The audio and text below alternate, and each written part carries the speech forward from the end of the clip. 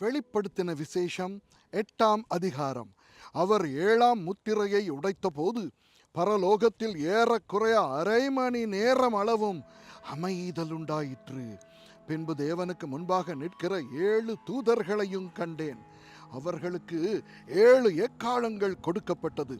வேறொரு தூதனும் வந்து தூபம் காட்டும் பொற்கலசத்தை பிடித்து பலிபீடத்தின் படியிலே நின்றான். சிங்காசனத்துக்கு முன்பாக இருந்த பொற்பீடத்தின் மேல் சகல பரிசுத்தவான்களுடைய ஜெபங்களோடும் செலுத்தும்படி மிகுந்த தூபவர்க்கம் அவனுக்கு கொடுக்கப்பட்டது. அப்படியே பரிசுத்தவான்களுடைய ஜெபங்களோடும் செலுத்தப்பட்ட தூபவர்க்கத்தின் புகையானது தூதனுடைய கையிலிருந்து தேவனுக்கு முன்பாக எழும்பிற்று.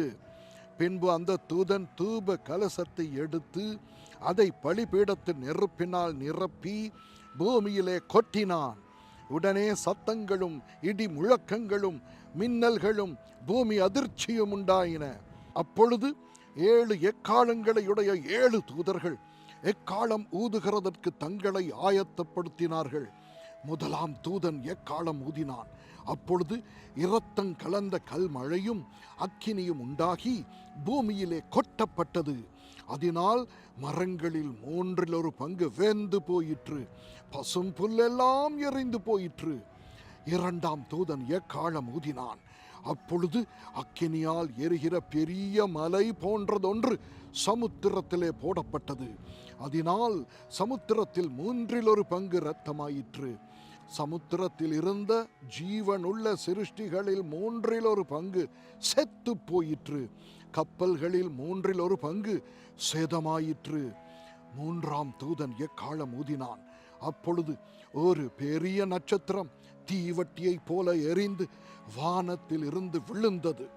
அது ஆறுகளில் 1/3 பங்கின் மேலும் நீரூற்றுகளின் மேலும் விழுந்தது. அந்த நட்சத்திரத்துக்கு எட்டி என்று பெயர். அதனால் தண்ணீரில் 1/3 பங்கு எட்டியை போல கசப்பாயிற்று. இப்படி கசப்பான தண்ணீரினால் மனுஷரில் அநேகர் செத்தார்கள். 4ஆம் தூதன் எக்காளம் ஊதினான்.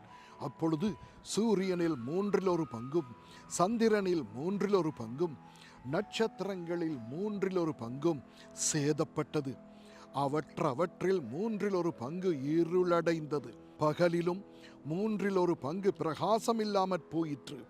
இரவிலும் அப்படியே ஆயிற்று.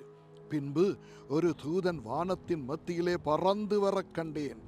அவன் மகா சத்தமிட்டு, இனி எக்காளம் ஊதப் போகிற மற்ற 3 தூதருடைய எக்காள சத்தங்களினால் பூமியில் குடியிருக்கிறவர்களுக்கு ஐயோ ஐயோ ஐயோ, ஆபத்து வரும் என்று சொல்ல கேட்டேன்.